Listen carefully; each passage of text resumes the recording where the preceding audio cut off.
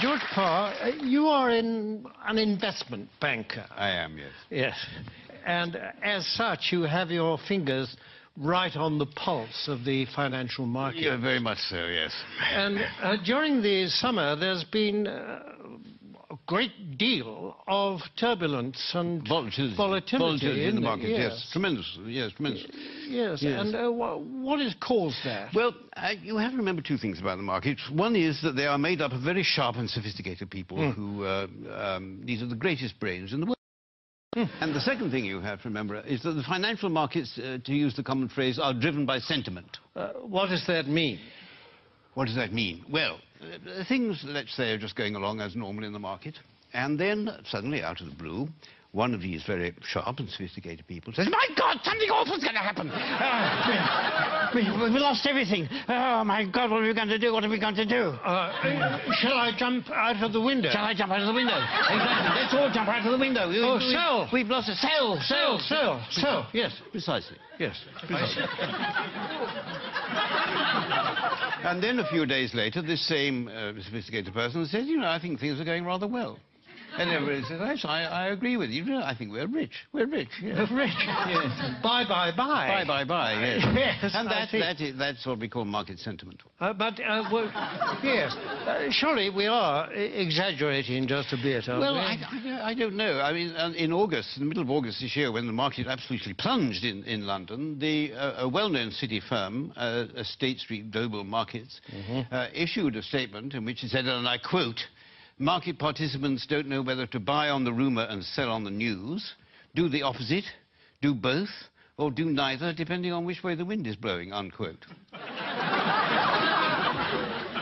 Yes, and this is the kind of rigorous analysis that companies will pay huge salaries for. Yes, exactly. And a few days later, when the markets had gone up a little bit, the senior equities advisor on ABM Ambrose Morgan said, and I quote, "We're back to happy days again."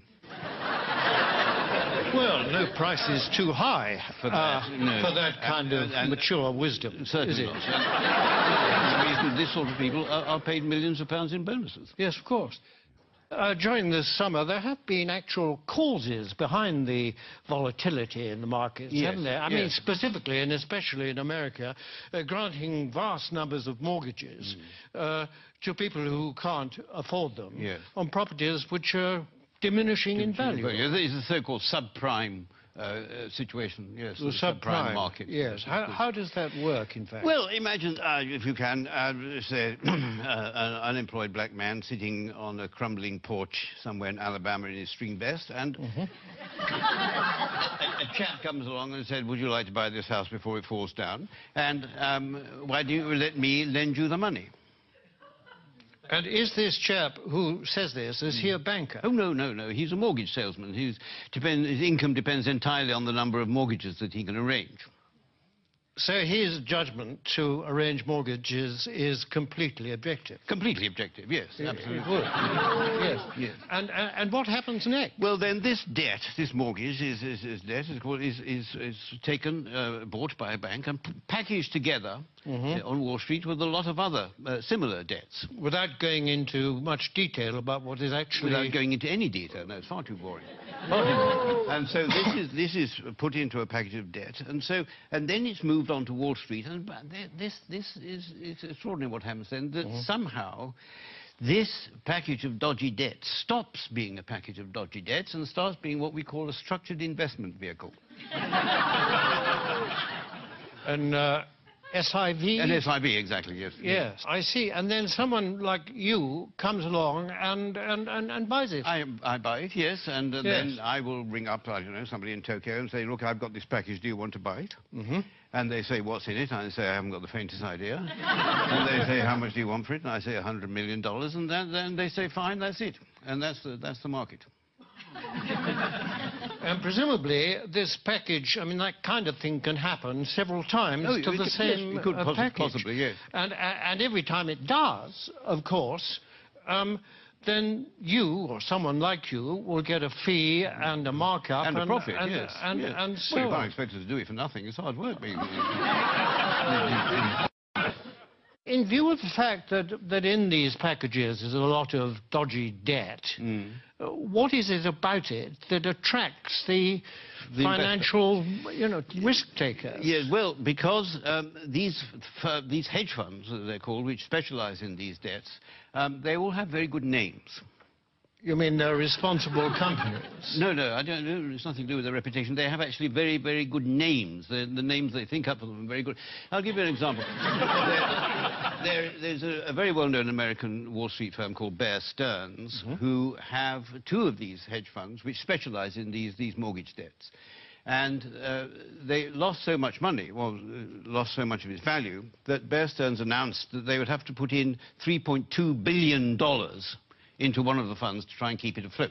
$3.2 billion? $3.2 billion, yes. And even then they said the investors couldn't get any money out of it and they were going to let the other fund go. But one of these funds was called the High Grade Structured Credit Strategies Fund, and the other was called the High Grade Structured Credit Enhanced Leverage Fund.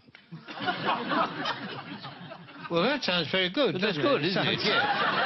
Sounds very trustworthy. Actually, this is the magic of the market. What started off as lending a few $1,000s to an unemployed black man in a string vest has become a high-grade structured credit enhanced leverage fund.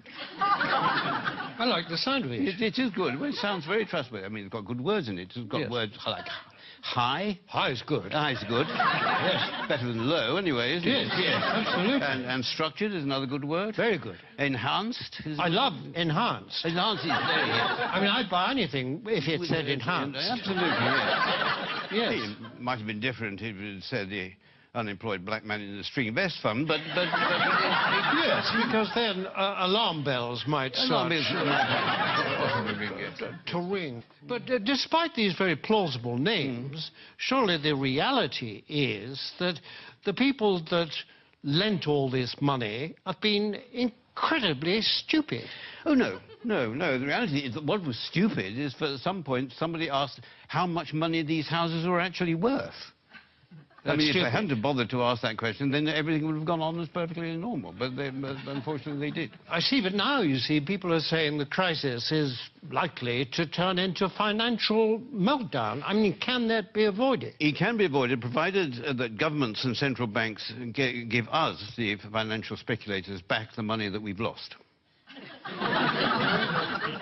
But isn't that rewarding greed and stupidity? No. It's rewarding what the Prime Minister Gordon Brown called the ingenuity of the markets. That is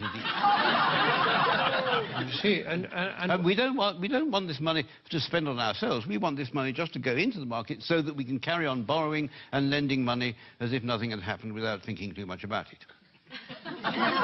Yes, but if the worst came to the worst and you didn't get this money, what then?